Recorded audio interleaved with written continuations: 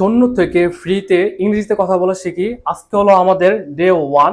এই ডে ওয়ানটা যারা ধৈর্য সহকারে 5 মিনিট ক্লাস করতে পারবেন, আপনারা বুঝতে পারবেন যে স্পোকেন ইংলিশ কতটা সহজ।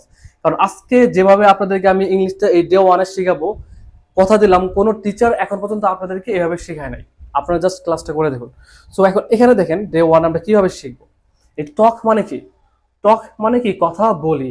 আচ্ছা, প্রেজেন্ট ইনডিফিনিটে ব্যবহৃত হয়। আর টকড মানে কি? কথা বলেছিলাম, পাস্ট ইনডিফিনিটে ব্যবহৃত হয়। আর উইল টক মানে কি? কথা বলবো, ফিউচার ইনডিফিনিট টেন্সে ব্যবহৃত হয়। আজকে তিনটা টেন্স শেখাবো, একটা present indefinite, past indefinite, future indefinite. কারণ এই তিনটা টেন্সের আন্ডারে আমাদের ইংরেজিতে 80% কথাবার্তা এই তিনটা টেন্সের আন্ডারে ব্যবহৃত হয়। সো এখন তো এখানে আমরা পড়লাম যে টক মানে কথা বলি, টকড মানে কথা বলেছিলাম, আর উইল টক মানে কথা বলবো। এখন তো বাক্য তৈরি করতে হবে, বাক্য তৈরি করতে হবে না? সো এখন দেখেন বাক্য তৈরি করে আমরা শিখি, তাহলে কি আমাদের পরিপূর্ণতা লাভ করবে। সো এখন এখানে দেখেন প্রেজেন্ট ইনডিফিনিট টেন্স, টক মানে কথা বলি। এখন একটা বাক্য তৈরি করেন, I talk to my friend. এর অর্থটা কি? আমি আমার বন্ধুর সাথে কথা বলি। হ্যাঁ, তারপর এখানে দেখেন পাস্ট ইনডিফিনিট। হ্যাঁ, পাস্ট ইনডিফিনিটে কি দেখতে পাচ্ছেন? টকড মানে কি? কথা বলেছিলাম, যেটা একটু আগে আপনি দেখছেন। হ্যাঁ, I talk to my friend, আমি আমার বন্ধুর সাথে কথা বলেছিলাম। ওকে, আর কথা বলবো উইল টক।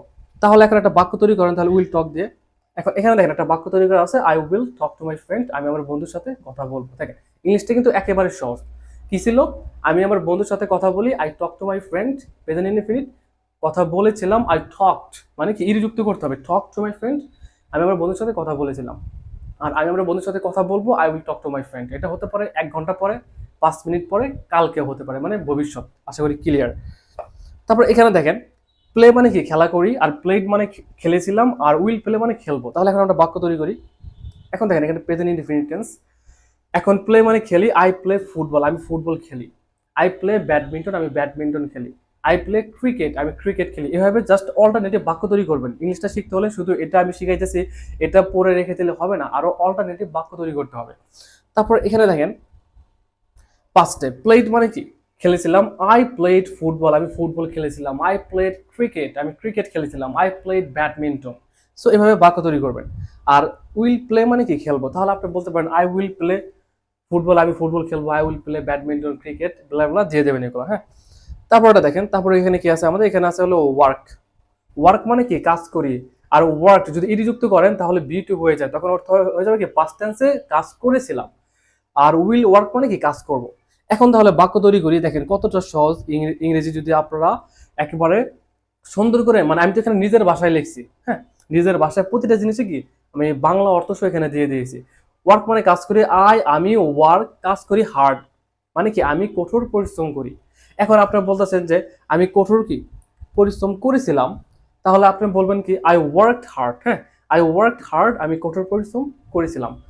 আর এখন যদি বলেন যে আমি কঠোর পরিশ্রম করব, তাহলে ওই ক্ষেত্রে কি বলতে হবে আপনাকে? ওই ক্ষেত্রে বলতে হবে আই উইল ওয়ার্ক হার্ড, আমি কঠোর পরিশ্রম করব। দেখেন ইংলিশ কতটা সহজ। হ্যাঁ, তারপর দেখেন এখানে ওয়াচ মানে কি? দেখা। আমরা যে টিভিতে কি কার্টুন দেখি, নাটক দেখি, সেটা আর কি। ওয়াচ মানে কি? দেখি। তাহলে এখন যদি আমরা ডাইরেক্ট বাক্যতে চলে যাই, আমরা প্রেজেন্ট ইনডিফিনিটে দেখেন আই ওয়াচ, এই যে আই ওয়াচ টিভি, আমি টিভি দেখি। এখন আপনি যদি বলেন যে আমি টিভি দেখেছিলাম, তাহলে ওয়াচড। হ্যাঁ, আই ওয়াচড টিভি, আমি টিভি দেখেছিলাম। এখন আপনি বলতেছেন আমি দেখেছিলাম না, আমি দেখবো। তাহলে কি বলতে হবে? দেখবো, আই উইল ওয়াচ টিভি। হ্যাঁ, সো এখানে দেখতে পাচ্ছেন কি যে আই উইল ওয়াচ টিভি, আমি টিভি দেখবো। ঠিক এভাবে প্রতিটি বাক্য, এভাবে 50টা ভার্ব দিয়ে এখানে বাক্য তৈরি করা আছে। আমি জাস্ট 3টা আপনাদেরকে দেখালাম, আরেকটা দেখাবো। আর এই পিডিএফটা যারা চান অবশ্যই আমার সাথে যোগাযোগ করবেন। আর এছাড়াও যদি আপনি আমার কাছে পার্সোনালি সিঙ্গেল ও 1-to-1 সেশনে পেইড ভাবে স্পোকেন ইংলিশ শিখতে চান, অবশ্যই জানাবেন। Because you don't know how to make sentences, don't worry about it, I will teach you everything if you have that much dedication. Because to learn English perfectly, at first you should have a good mentor to be well trained. ইংলিশটা ভালোভাবে শিখতে হলে আপনার ভালো একজন mentor লাগবে, ভালোভাবে trainer হতে। Then you should have that much dedication, আপনার ওই পরিমাণ ডেডিকেশন থাকতে হবে। কারণ ভালো টিচার, একজন ভালো টিচার, আর যখন স্টুডেন্টের ডেডিকেশন থাকে, ঠিক তখনই মনে করেন যে ইংলিশটা ভালোভাবে কি শেখা যায়। সো ডেডিকেশন অবশ্যই থাকতে হবে, অ্যাটলিস্ট 3 থেকে 4 মাসের ধৈর্য থাকতে হবে।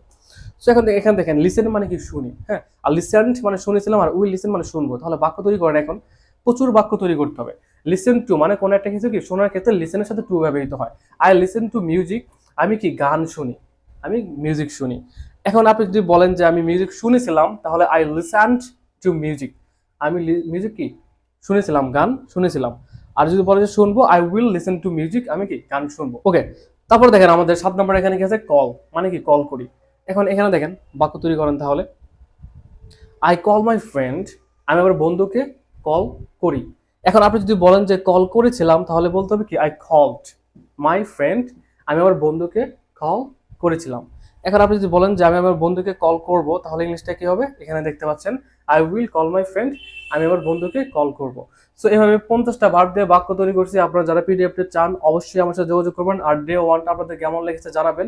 যদি এই ভিডিওটা যদি 30টা শেয়ার হয়, তাহলে আমি নেক্সট ভিডিও আপলোড করবো। আপনারা অবশ্যই শেয়ার করে পাশে থাকবেন।